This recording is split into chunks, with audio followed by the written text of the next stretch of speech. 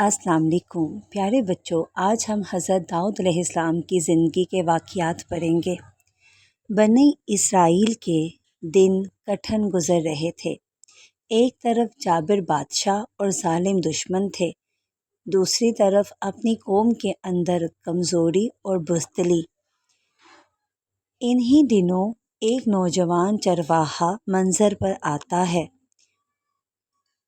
وہ کوئی عام لڑکا نہیں بلکہ اللہ کا چنا ہوا بندہ تھا، جس کا نام حضرت داؤد علیہ السلام تھا۔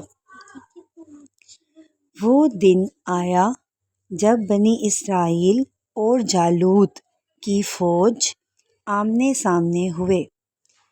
جالوت ایک دیو ہیکل سپہ سالار تھا، جس کی ہیبت سے لوگ کانپتے تھے، لیکن اللہ نے حضرت داؤد علیہ السلام کے دل میں خوف کے بجائے یقین بھر دیا۔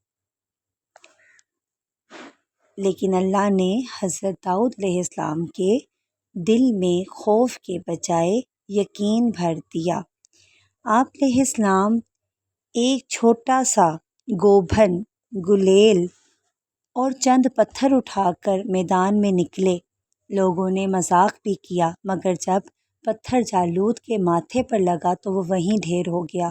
پوری قوم حیران رہ گئی، یوں ایک چرواہا اللہ کی نصرت سے ہیرو بن گیا۔ اب ہم حضرت داؤد علیہ السلام کی زندگی کا ایک اور واقعہ دیکھتے ہیں۔ ایک دن دو آدمی آپ علیہ السلام کی عدالت میں حاضر ہوئے۔ پہلا آدمی بولا، یا نبی اللہ، یہ میرا بھائی ہے، اس کے پاس 99 بکریاں ہیں اور میری طرف ایک بکری ہے۔ یہ چاہتا ہے کہ وہ ایک بکری بھی مجھ سے لے لے، آپ فیصلہ کریں۔ حضرت داؤد علیہ السلام نے سنا اور فوراً کہا، یقیناً اس نے ظلم کیا ہے کہ تیری ایک بکری بھی لینا چاہتا ہے۔ اکثر لوگ ایک دوسرے پر زیادتی کرتے ہیں، لیکن جیسے ہی یہ فیصلہ دیا، دل میں ایک خیال آیا کہ بغیر دوسرے فریق کی بات سنے فیصلہ جلدی تو نہیں کر دیا۔ فوراً سجدے میں گر گئے اور اللہ سے معافی مانگی۔ اللہ نے آپ علیہ السلام کو بخش دیا۔ یہ واقعہ قرآن میں بیان ہوا ہے۔